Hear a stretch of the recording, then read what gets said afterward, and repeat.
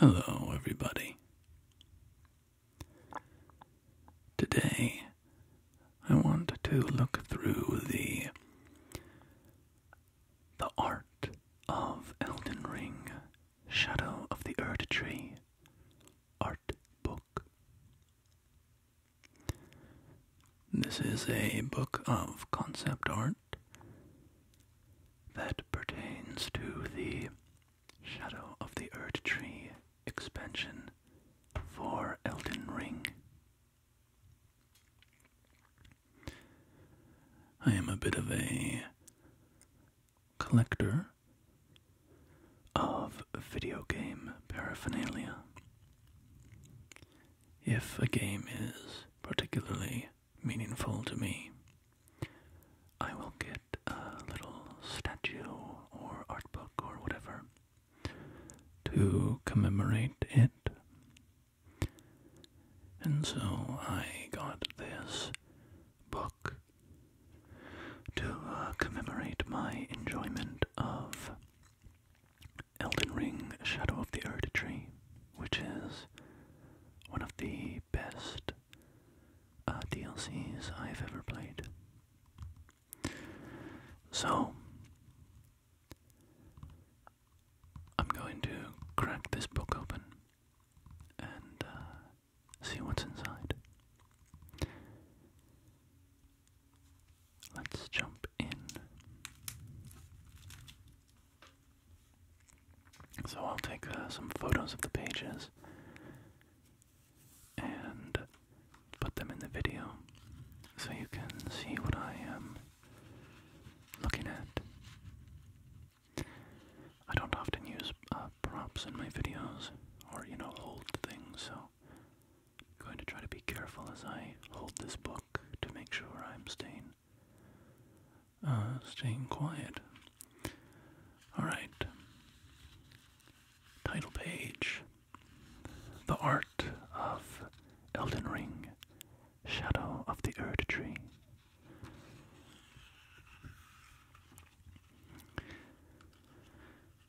And this book is divided into sections, it looks like. This one is called Fields, which I think means it's going to be environments. So this first field is an actual field, a field of wheat and spirit graves. So this is depicting the spirit grave plains in the game. In the Land of Shadow in Elden Ring, the gravestones eventually fade away and turn into spirit graves, which are these translucent, ghostly representations of gravestones. It's a very striking image to see them just covering a hillside and stretching out onto the land around you. And you can also see in this image, off on the distant hills, some more structures that have not disintegrated into spirits. And these are coffins, or I don't know, maybe you'd call them sepulchres, or no, that's not right. Sarcophagi, maybe. Monuments. There's a word I'm reaching for and I'm not quite finding it. But there are these big arches, and they have a coffin at the foot of them. And you can also see a couple rectangular coffins kind of off to the left, just rising up out of the mist that covers the lower portions of the field.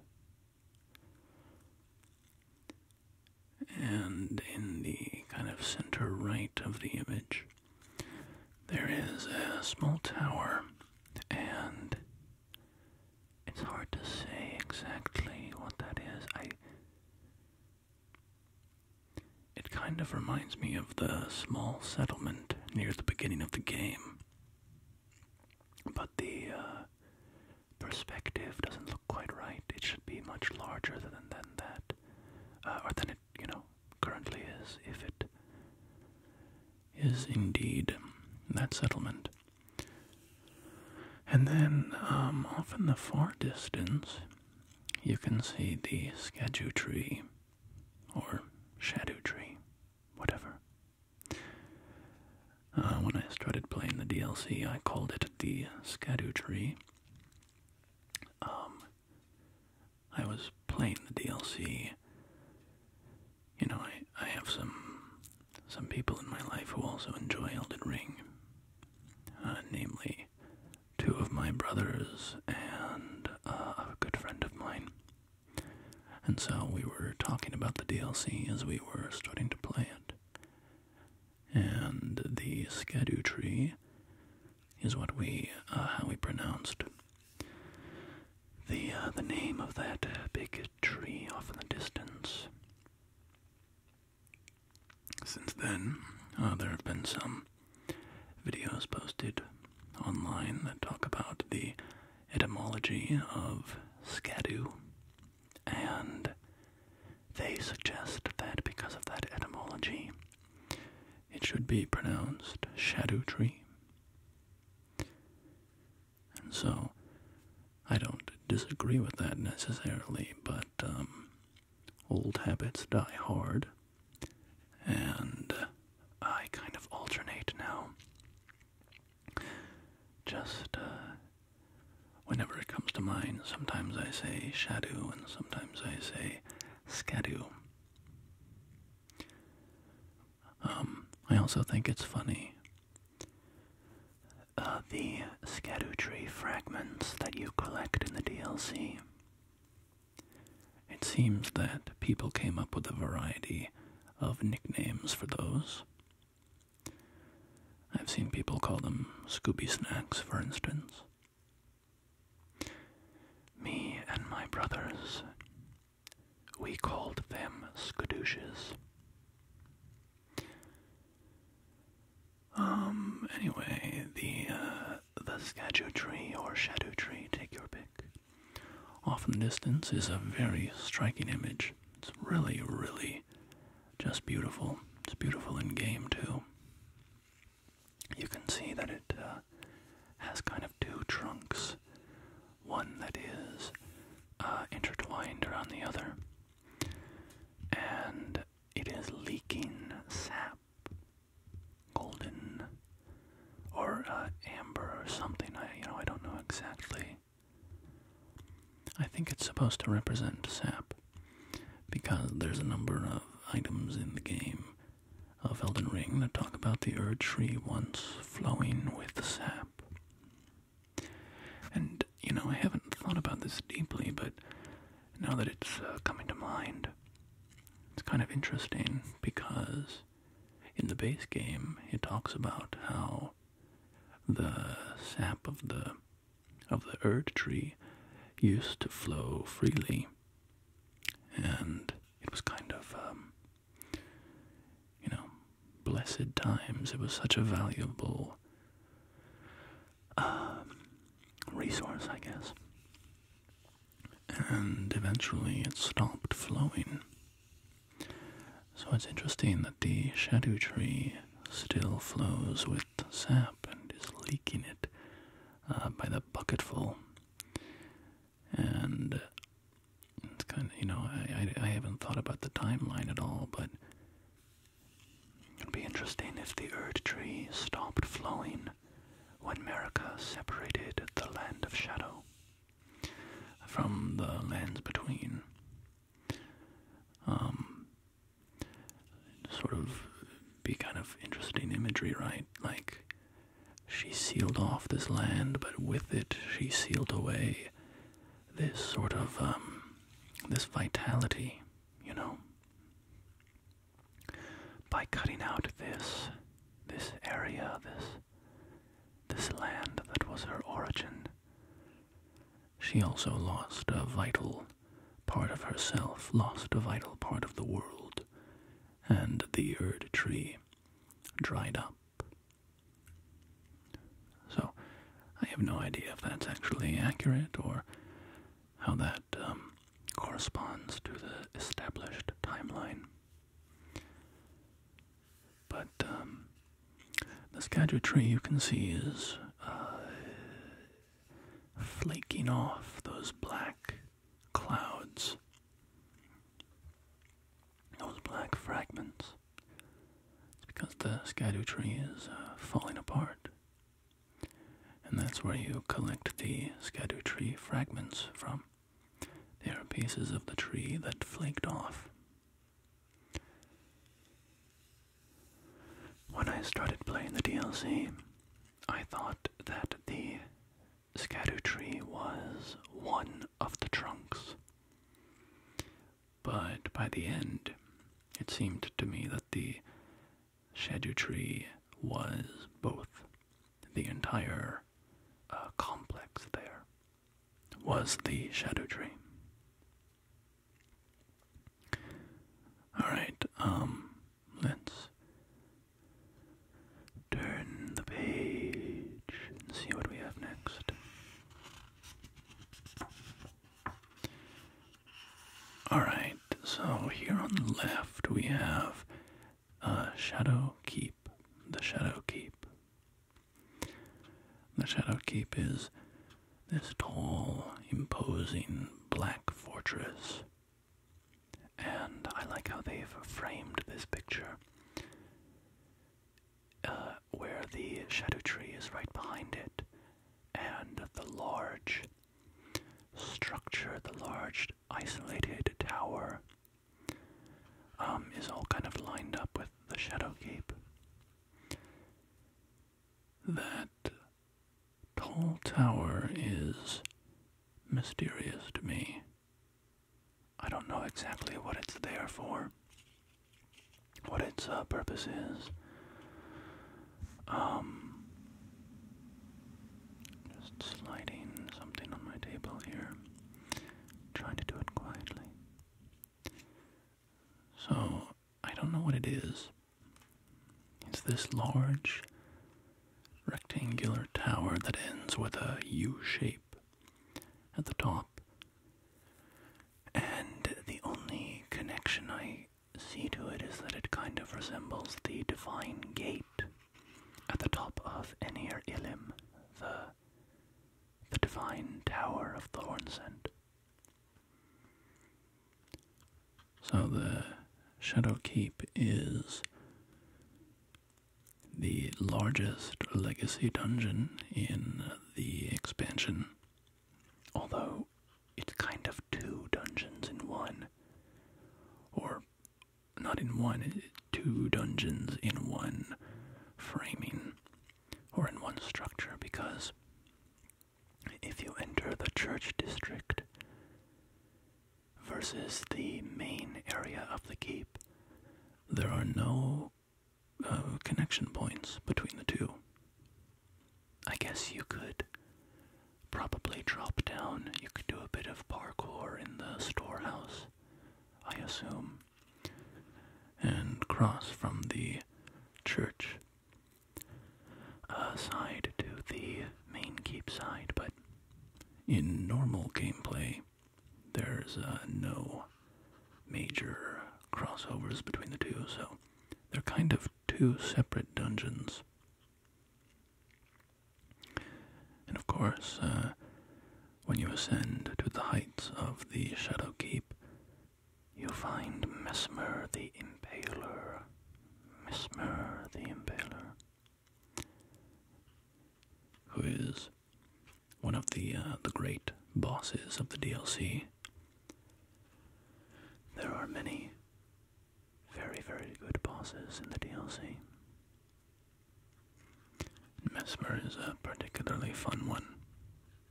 Not my personal favorite, but that's more just because there's so many good options to choose from. So, if we move on to the right half of the page, or the next page, I suppose, page 5, we can see a couple images of the Shadowkeep interior. So the top image looks to be the entrance of the Shadowkeep. You ascend a large elevator and enter this room, or this plaza, and a golden hippopotamus attacks you. Now, by the name golden hippopotamus, you might imagine a gold-colored hippopotamus, but you would be quite wrong. The thing barely looks like a hippo, and it is certainly not gold. I think the gold in its name is simply a reference to the Golden Order of America. Although I suppose when the hippo deploys its porcupine quills, those are gold-colored. Something interesting in this image is that America's head is missing. I think most of the statues of America in the game, or in Shadow of the Erdtree, she is missing her head. And it's interesting seeing that here in the heart of the Shadowkeep, because you would have to imagine that that was done by, people who are supposedly servants of America. But of course, America abandoned them in the realm of Shadow, even though the crusade there was her idea. So you could understand why they might have some problems with her. The next image on this page shows a series of boats. We're on a battlement, and there's a series of boats with fire burning inside. Now, I don't entirely know what this means. I haven't thought about the implications of these boats very much.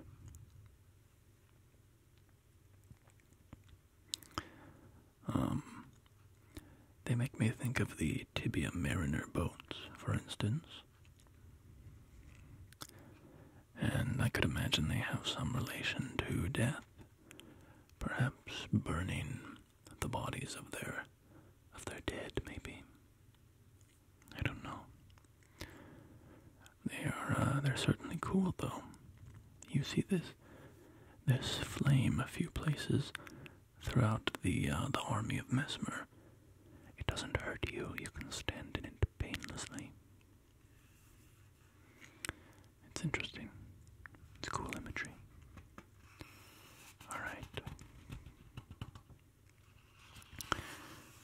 Alright, now we have a full spread here. This depicts the rafters of the storehouse, the specimen storehouse. So the specimen storehouse is in the Shadowkeep, and it is a library stocked with scrolls and stone tablets. But it is also, as the name suggests, a storehouse for specimens.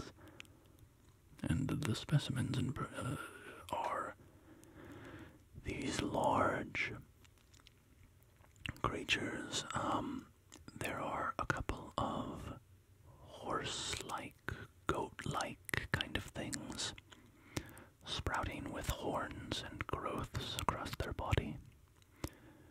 And there is a person that also sprouts with horns on top of their head. And they are very, very big.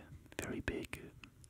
In fact, you have to walk across them to reach certain areas in the storehouse. Which raises the question of how people normally navigate the place. that doesn't seem like an OSHA-approved method of navigating one's workplace. But anyway, the Rafters, they have these cool sculptures of bats hanging upside down. They've got some elevators to maneuver a little bit, and otherwise you're just walking on these little rafters. Very frightening to look down and see just how far the drop is.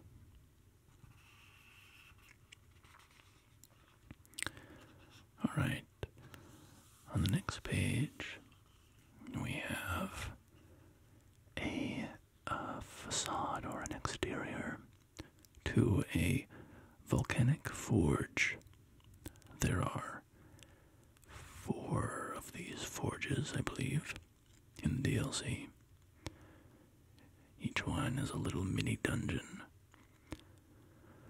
full of living lava oozes and forge golems. You get some pretty cool rewards from the dungeons, like smith script weapons, which you can throw. So throwable weapons.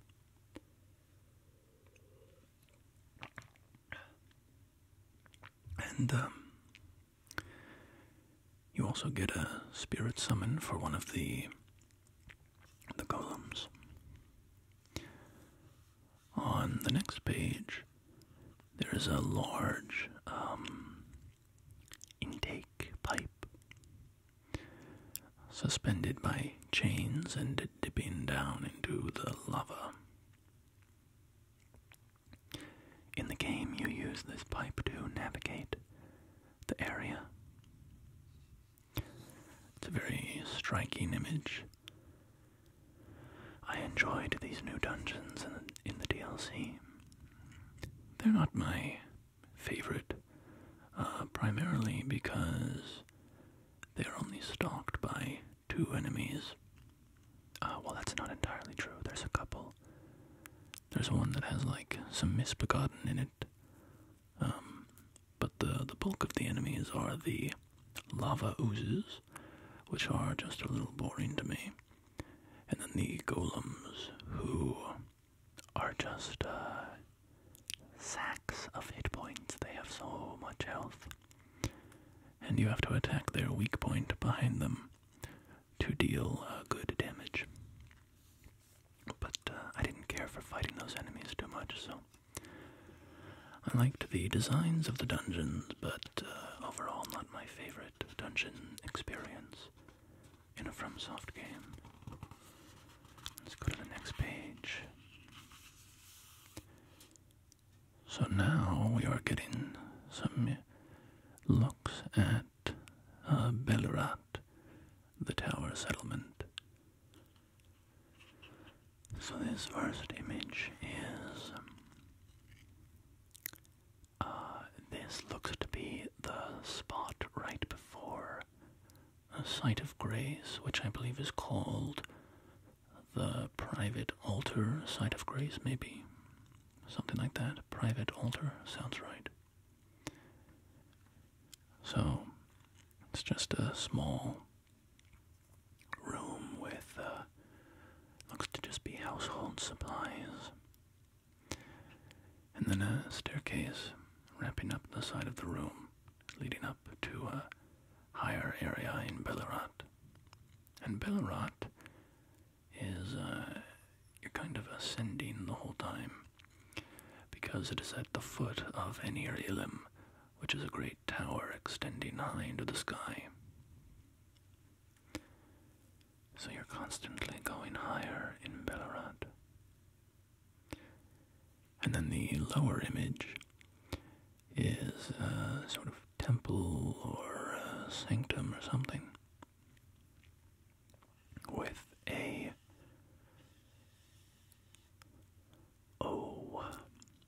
what are those called? Tutelary deities, that's what they're called.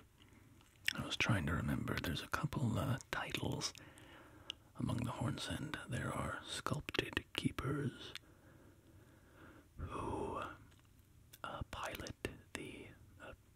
perform, manipulate the divine beast, dancing lion puppets. And those who fail to become sculpted keepers are called curse blades. But that's neither here nor there. We're talking about tutelary deities. And the tutelary deities are these figures. You can see it in the middle of the image. These kind of stone horned humanoids. And revered spirit hash collects in their palms. And holding candles up the two staircases are small statues of people with their head bowed. This is a very cool room, a very beautiful room. And of course, in-game it is infested with scorpions, spiders, or spider-scorpions. Which one is it? Scorpions, spiders, spider-scorpions. I think it's spider-scorpions. I think that's right. The next image is of Bellat leading up to Anir Ilim. But Anir Ilim is currently shrouded by black shadow. It is inaccessible by shadowy thorns, and the tower is invisible. To reach the tower, you have to burn the sealing tree. The sealing tree. The sealing tree keeps it locked away, hidden. It's not entirely clear to me why this mechanism exists. Why the sealing tree exists. How Anir Ilim was cloaked by shadow in this way. Perhaps it was done on the orders of America to prevent other people from reaching the divine gate. That seems to me most likely, because if it was a defense mechanism, it wouldn't be very effective, considering Mesmer's flame can burn the sealing tree. So if the Hornsent were hiding there, Mesmer could easily just burn the tree and reach the tower. So that leads me to suspect that it was done on the orders of America.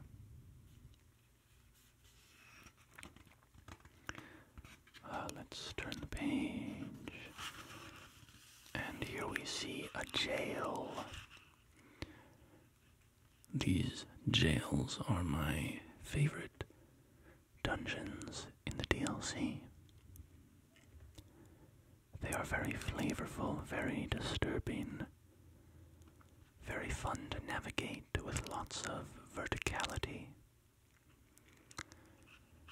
and very cool lore, very disturbing lore. I won't dive into it now, but what they put in those jars is quite disturbing. If you played the game, you know what is in the jars. And if you looked into the lore a little bit, you will know why the things in the jars are there. Why am I being so coy? Just to give you the quick rundown. Basically, they chop up their criminals and stuff them into jars along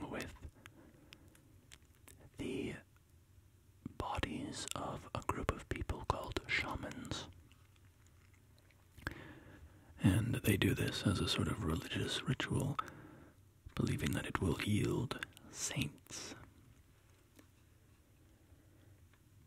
So, here we have what I think is sort of a memorial graveyard or something like that. It's a field of little wooden crosses almost, with horns on each one, all surrounding a big tree. And my guess, my thought is that this is a little memorial field where people put the horns of their loved ones on the crosses to mark their memory, when they pass away. But I don't know. Don't know for sure. The first time you enter this area, you are invaded by the Fire Knight Queeline, who is a little punk with a bowl cut who tries to kill you. And eventually you find him and get him in return. Here we have a very, very cool environment. The Finger Ruins. The Finger Ruins are these fields of ground, grooved ground. You can see all these grooves. Seeing it from this angle, it almost looks like a fingerprint impression in the ground. Maybe that's obvious, and I should feel foolish for not picking up on that earlier. But anyway, emerging from the ground are large statues of fingers, along with small spheres that are all kind of cracked open. I've heard people say that these spheres are eggs from which finger creepers emerge.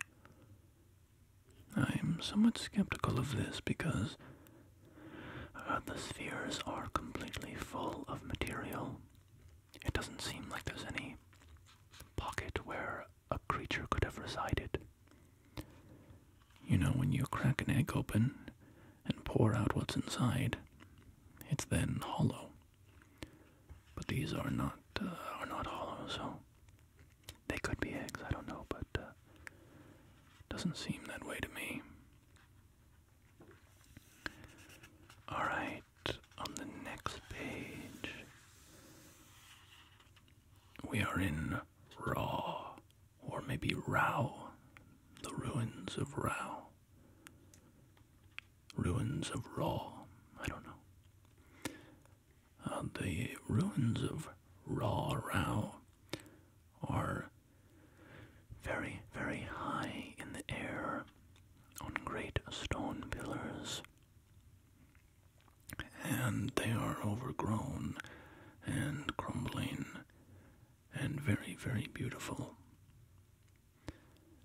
They remind me, if you've ever played this game, of Shadow of the Colossus, which is an all-time great game, one of the best games ever made, in my opinion. That was created for the PlayStation 2. And if you've played that game, you will perhaps see why I was reminded of it here. The grand, tall ruins, all crumbling and abandoned, very, and on a sort of giant scale, an impossibly huge scale. That's very Shadow of the Colossus to me. Alright. Now we are in a new chapter. Characters. So, recently released a video covering the NPCs of the expansion. So if you want details on who these people are, you can check out that video. But let's look at them design-wise a little closer here. So first we have Needle Knight Leda. That's very cool design. I like her white clothes that kind of stand in sharp contrast to a lot of other characters in the world. It makes her seem very clean and, I guess, pure, sort of reflecting her connection with Mikola, but also a nice contrast to the fact that she is actually a murderous psychopath who betrays everybody, that betrays all of her comrades eventually. As if you look into her lore, you will find out that she murdered all of her fellow Needle Knights until she was the last one remaining. The spiral on her, what would you call that? I mean, just the cloak, the inner cloak underneath her cape. It's not really a tabard. I don't have enough knowledge of clothing names, I guess, to give that a more particular name. You can see the spiraling needle pattern there. That is an emblem of Mikola and the Needle Knights. Mikola's needle, for instance, has a similar spiraling, thorned look to it. So, Leda is a very fun character. It's fun to watch her descend into violent paranoia. Next up here we have Dryleaf Dane, who is a martial artist and a cleric of Mikola, a priest of the Dryleaf sect. You can see his dryleaf crest hanging around his neck.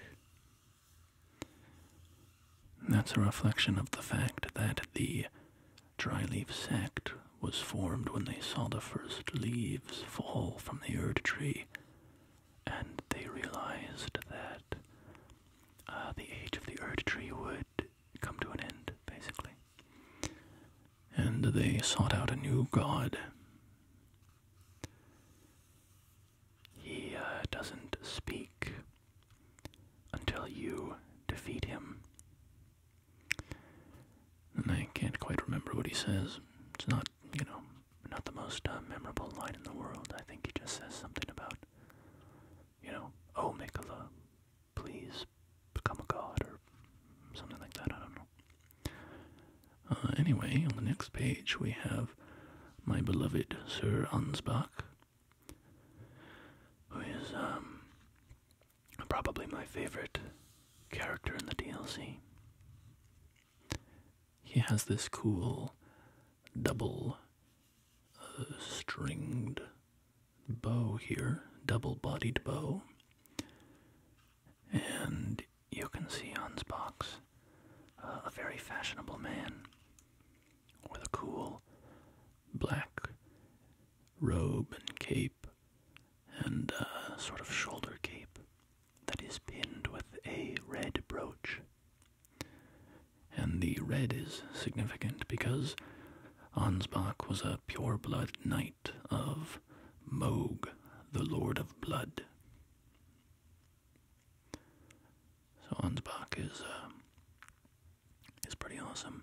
He's very loyal to Moog and tried to save Moog when Moog was under the enchantment of Mikola, and it didn't go well for him. Alright, on the next page we have a great cast of characters. First up, we have Tiolier, who is a devotee of Saint Trina, the saint of sleep.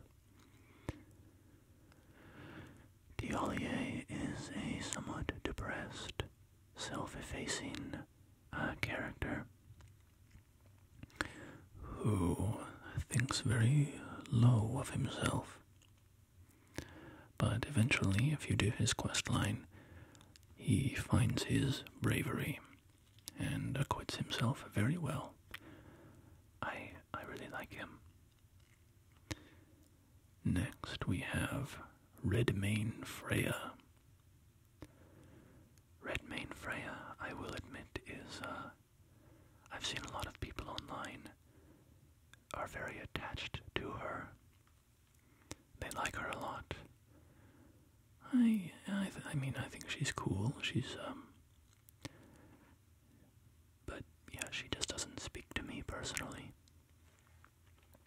Her story is, I feel, just a little simple. She's just kind of a zealot of war, like her beloved General Radon. And so, it's just sort of a primary personality trait. But she's still cool. I don't want to, talk badly about her. And I really like her design. The armor that she wears. Very cool breastplate, kind of. Am I thinking of like Alexander the Great? I think is often depicted wearing that kind of breastplate that shows off the abdominal muscles. Could be wrong there. One thing that's cool is her helmet has a wound right in the forehead, right between the eyes. And if you see her face, which you never will in-game, but if you look online to a channel like Zelly the Witch, where you can see the characters' faces, you will find that she has a wound under her helmet there as well. And in the lore, she was kissed by Mikola to cure the wound. So that's Redmane Freya, and I support obviously everybody's devotion to their beloved muscle mommy, so no judgment from me. But she's just not my personal favorite character. Next up we have Sweet Moore, Sir Moore.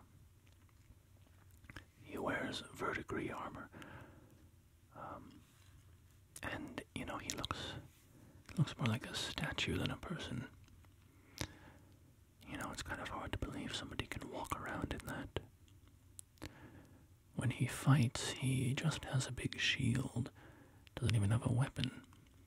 And I think that speaks to his protective nature. He throws pots of scarlet rot to do damage. And he is very protective. If you attack one of his forager brood family, more will invade you and try to kill you. He talks about being abandoned by his mother.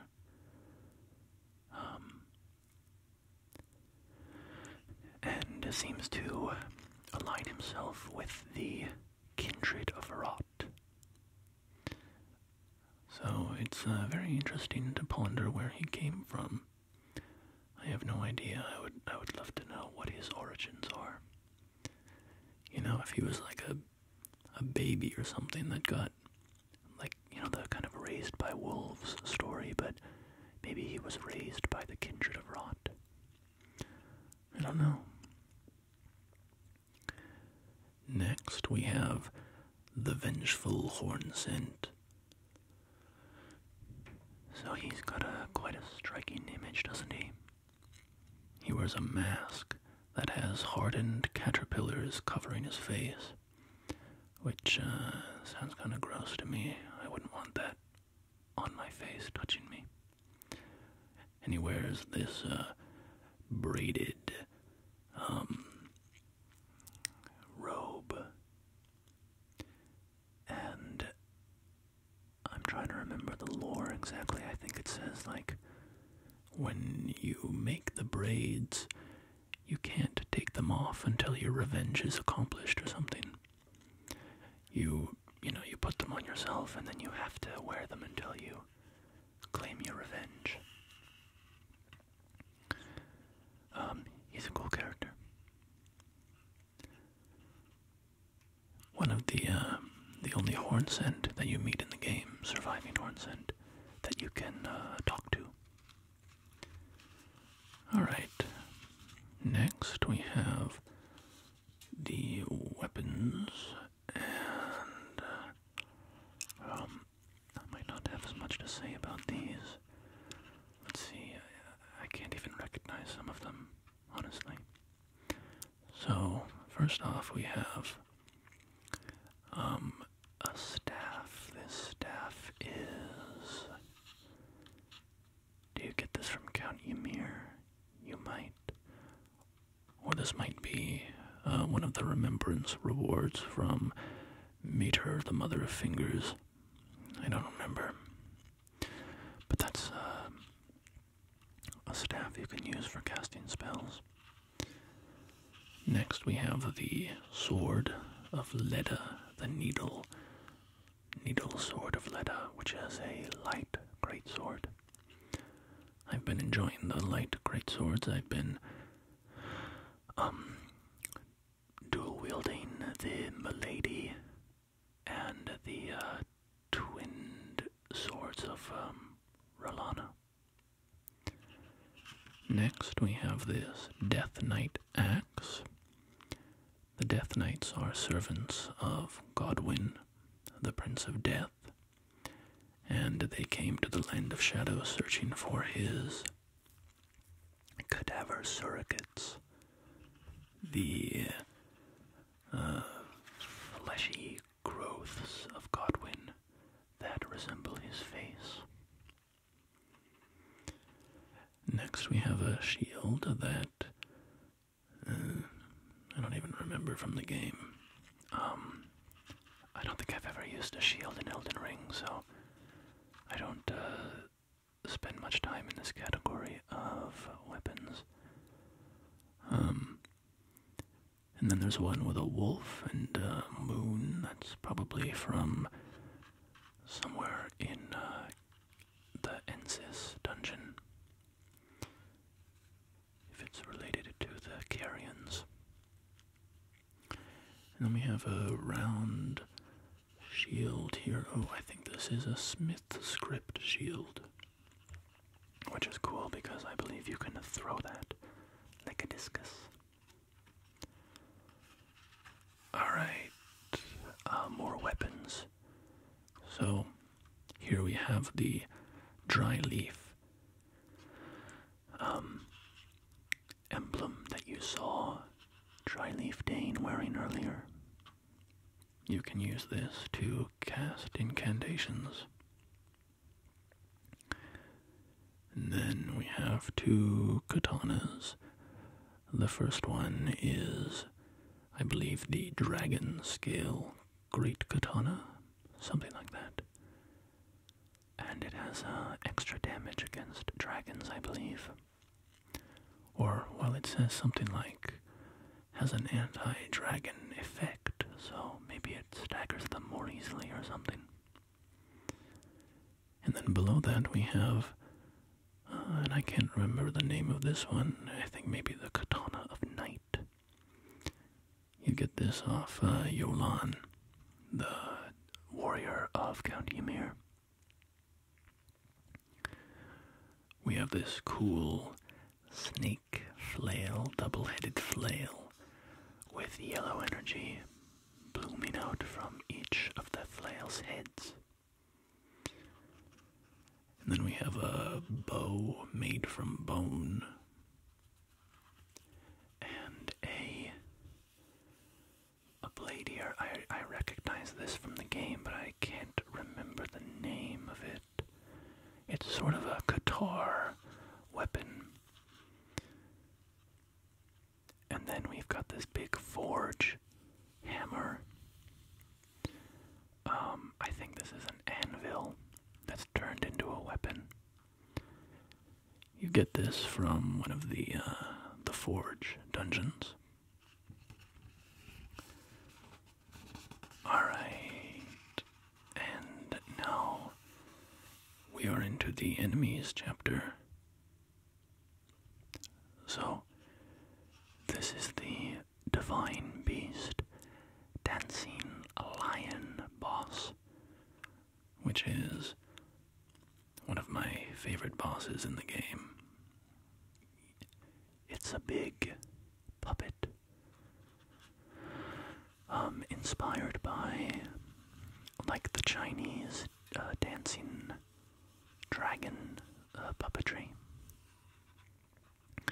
And I think some other cultures do a similar dance. I don't know where it originated culturally, but I tend to associate it most with China. And so you can see the legs and the hands of the sculpted keepers who are puppeting this thing inside.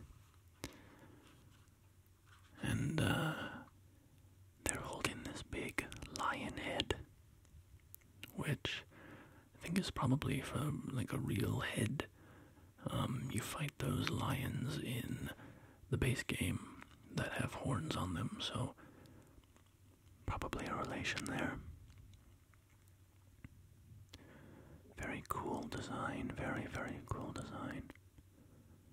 One of my favorite boss fights, how it flies up in the air and it switches between the different seasons, and the music is just going crazy. It's phenomenal. Yeah, I'm just enjoying staring at this thing. Its shape is so cool.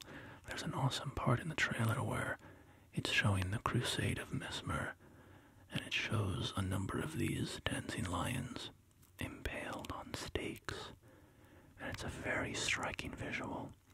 The way their bodies are kind of twisted, because obviously there's two human bodies inside, so the way that the physicality of it kind of drapes is just very, very, very cool to look at. Alright. And now we have a couple of Mesmer's soldiers. So, we have this Black Knight first. One thing that's standing out to me is the circular, I don't know what you'd call that, the disc that is over his left breast. It has a little gold filigree of what looks to be a tree, maybe. And it's, well, first of all, it's just cool. But second of all, it stands out to me because it is matched on his horse.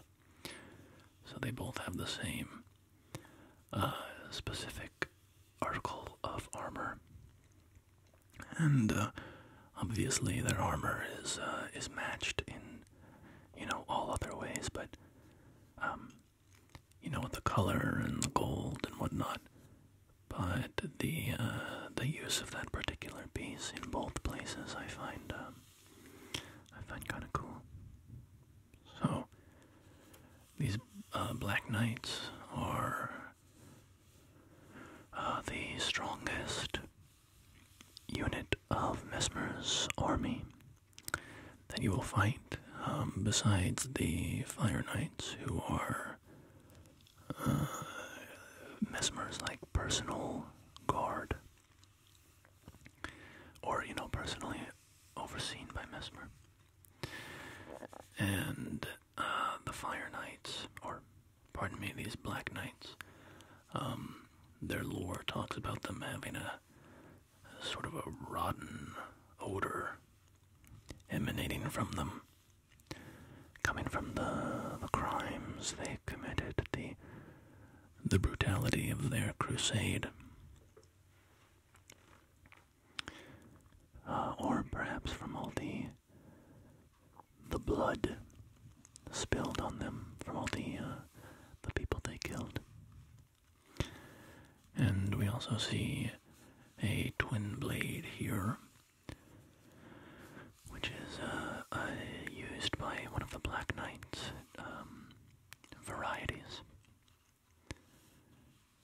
The gold and black combination, I think, is an appropriate stylistic choice, if I can read into that, because the gold references their, affiliation with the Golden Order, and the fact that the crusade they embarked on was sanctioned by America herself. But the black of their armor could sort of signify their shameful status as well, right? That they are this dark military force that has been cast into the realm of shadow, abandoned by Queen America, with only this filigree of gold to recall their old allegiance, their old, heritage and home. So they're pretty cool. Over here on the right, we have a more common soldier in Mesmer's army.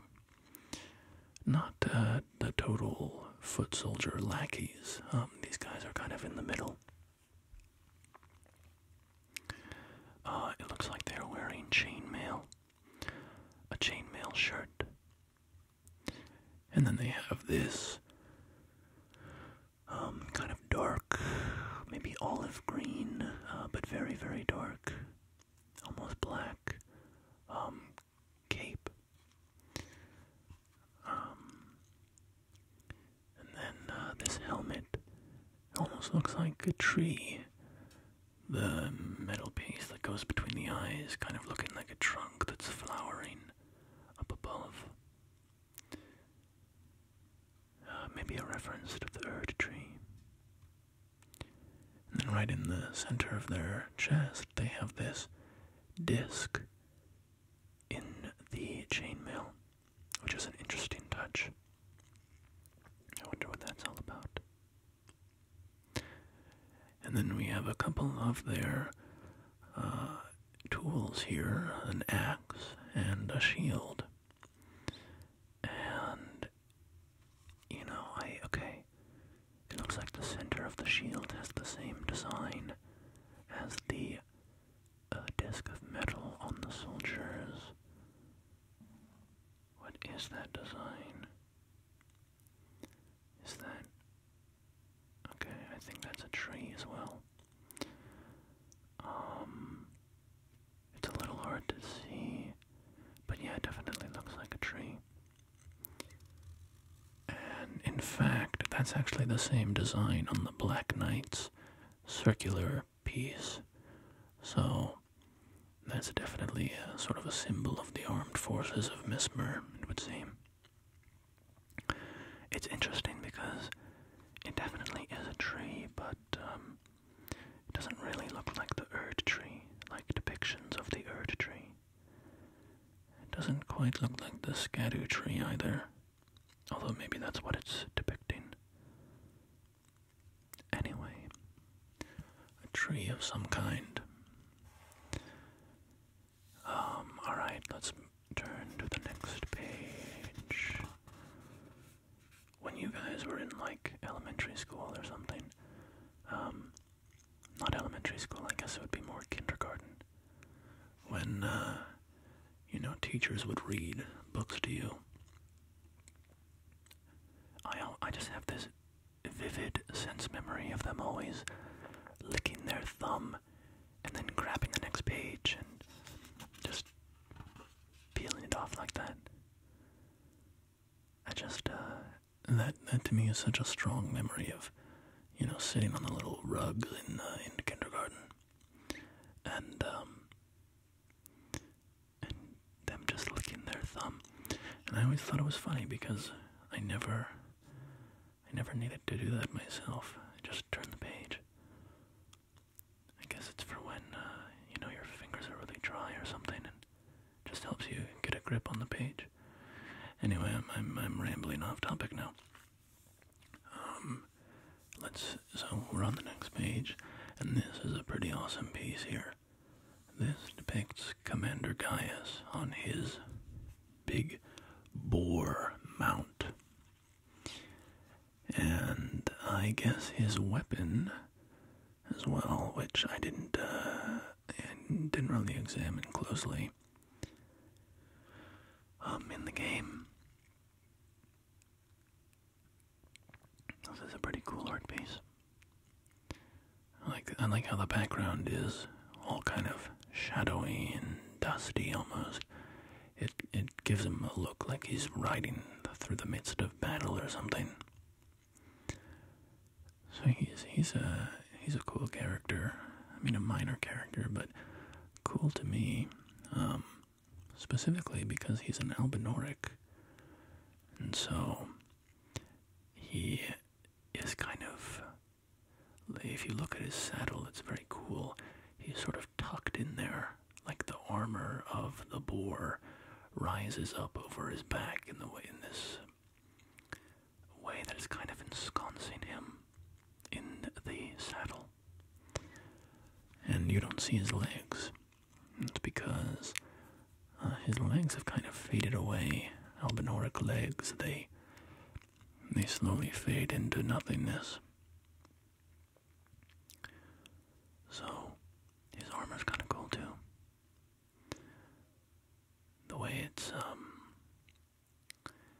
flowers out like little petals or something, little strips. And his helmet, it's very flowy, very water-like, especially in this image. The boar is cool. I like the armor decking out its head. And there's a symbol, I think, on its head, but kind of hard to see what it is.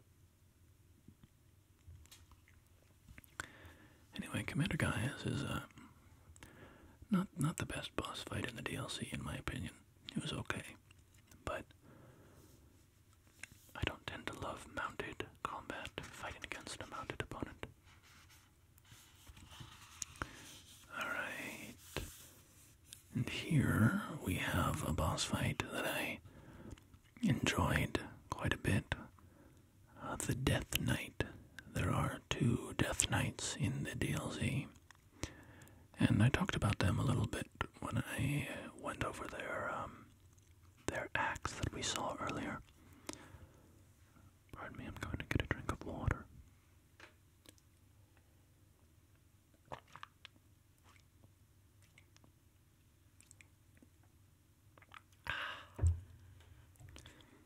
Alright, so their design is really cool. Their skeletal heads, their sort of the decomposing look of their armor and clothing. The ring that they have emerging from their helmet, which sort of resembles the centipede mark that you collect during the Prince of Death questline.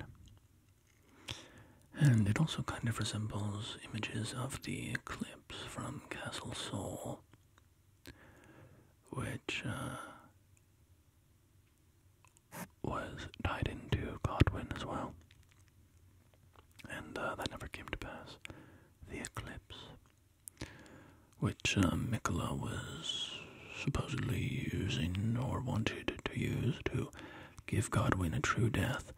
Now, that was a popular theory, but given how the DLC turned out, that might not be such a popular theory anymore. Alright.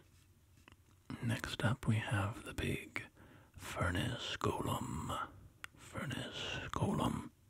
These guys are very cool in their design. Gameplay-wise is maybe a different story. You can watch my Shadow of the Erdtree boss tier list to see exactly how I felt about them. Spoiler alert, I put them in F tier. But design-wise, they are really, really cool. They are obviously modeled after the Wicker Men of Gallic history. What's the proper way of saying that? I don't know. Anyway, of the Gauls. And okay, now I'm suddenly doubting myself. I think that was the case. Isn't that from? Or don't we know about these because of Caesar's writings, his escapades against the Gauls? All right. Well, my spotty knowledge of the history of Wicker Men aside,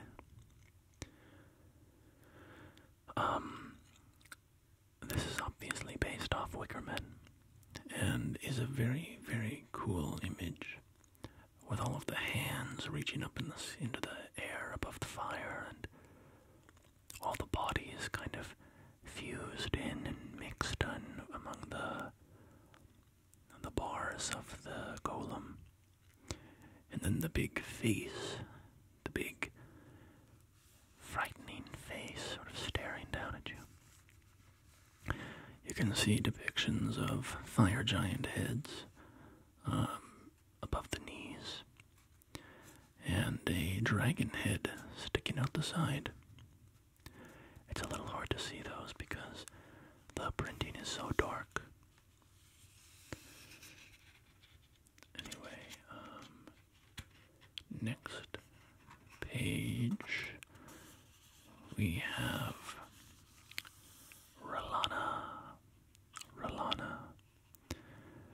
R'Lana is a boss in the DLC who we learn is a sister of R'Nala from the base game.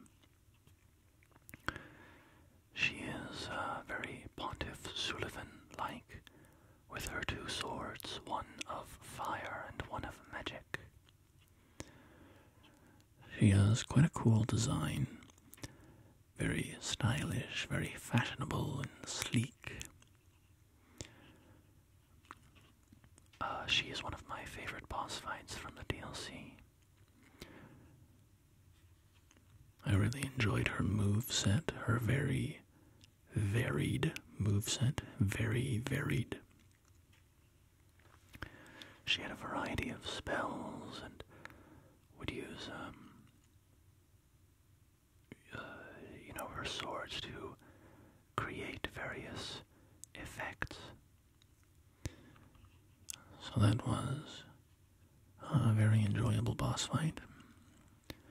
I love the fabric hanging off her, and contrasted with her silver armor, it's just a very attractive image. Very nice to look at. She has a lock of black hair hanging behind her, which was given to her by her sister. R'Lana supposedly chased after Mesmer. I don't think it's not directly stated that she was in love with him, but that was sort of how I read it, honestly. That there was an infatuation there. Next, we have this Fire Knight. The Fire Knights are these long, slender knights with these large headpieces that extend high above their natural head, giving them this sort of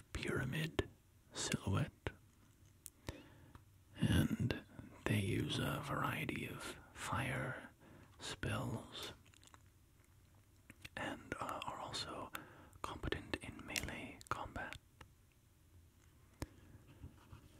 I don't have too much to say about their lore.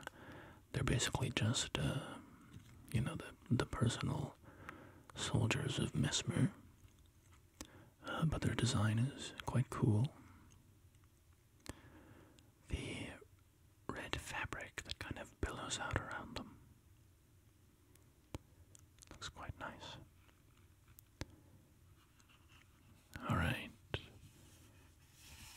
Next, we have the Putrescent Knight. So this one is pretty cool. Pardon me for repeating myself, but this is also one of my favorite bosses from the DLC. So it's pretty cool seeing the concept art for this because it's quite grisly in the details. The way that the horse's flesh is kind of being pulled off by the putrescence from which it emerges. So, something that's kind of standing out to me here is the texture of the putrescence in the night compared to in the game. Here it looks a little more globular and almost thick, rubbery, whereas in the game it seems very liquidy, ooze-like. The horse is really, really cool to look at, the way how it doesn't have any eyes, and it has that texturing on a good portion of its face where the eyes would be. Those kind of strips, almost vascular patterns there. The design of this boss is very cool. I believe some people looking into the files of the game say that this knight in its ID is called the Glowmide Knight, maybe. And so people are inferring that it was originally intended to be a servant of the Glowmide Queen. Maybe that's true. It could be true because, a bit of evidence for it is that it does use a flame attack at some point, so that easily could have been the black flame of, the Godskin apostles and such. But there's a lot of talk about the DLC storyline and if there were rewrites or whatever. I can't really speak to that, obviously. I don't have any special knowledge about that. But what I will say is I would be a little surprised if that were the case. Based on, that doesn't even make sense. I was going to talk about George R.R. Martin writing the events of the Realm of Shadow in his initial writing. It'd be strange if there were rewrites, but my understanding of the process was actually that George R.R. Martin wrote all the events of the history, and then Hidetaka Miyazaki and his team sort of spun those out into the current state of the world. So there could have been rewrites for the DLC. I don't know. I really don't know. Anyway, next we have Mesmer the Impaler. Mesmer the Impaler. So, he is quite the lanky fella. Very long-limbed, skinny. And he is always surrounded by his red-winged serpents. He's got a very cool design.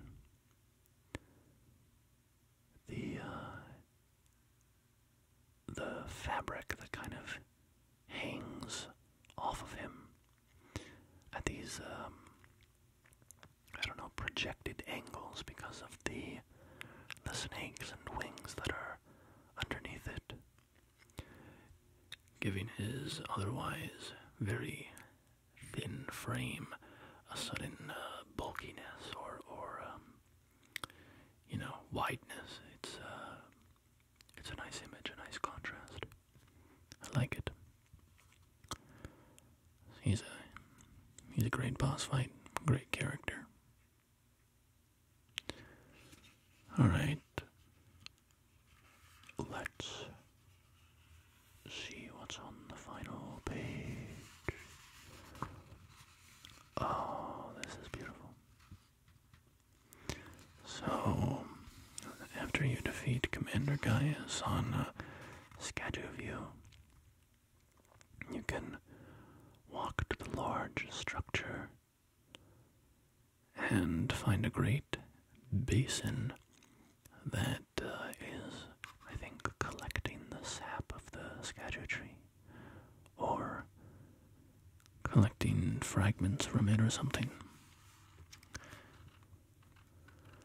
But it's a great spot to look at the tree.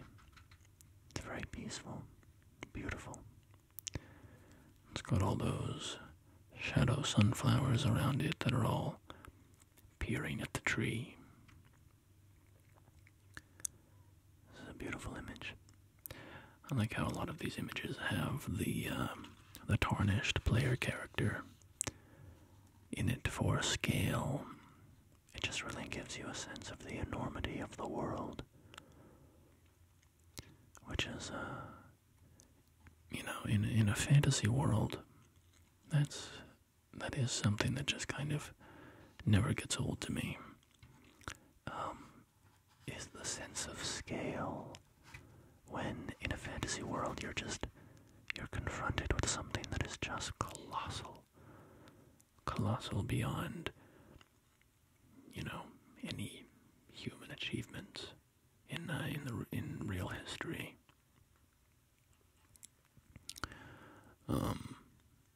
Which isn't, necessarily accurate here. I think, honestly, if you think about human history, we made so many of our colossal monuments in, the ancient past that would fit into a fantasy world, right? The pyramids and such.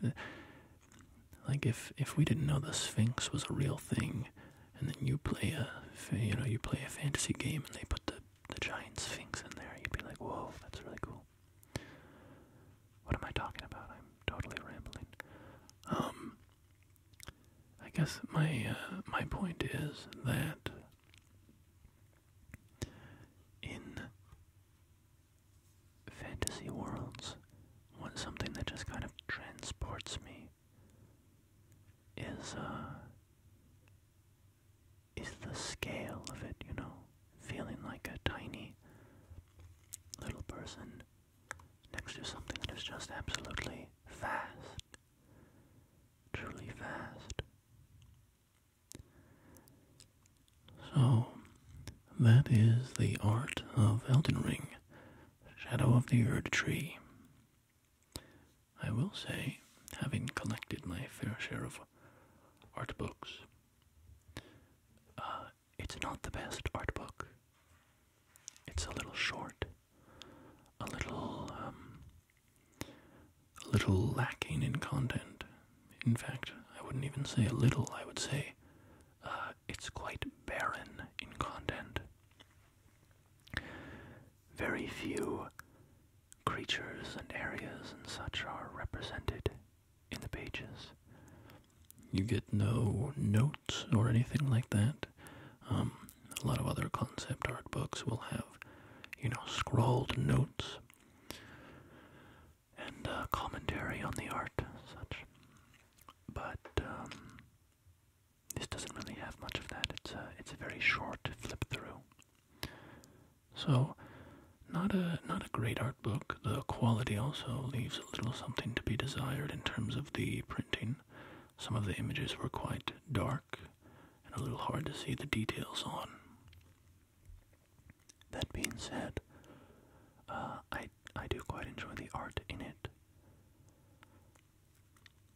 So I enjoyed flipping through it. Something interesting or noteworthy about From Software and their game design is whenever you look at their concept art, the final image in the game is astoundingly accurate to the concept art.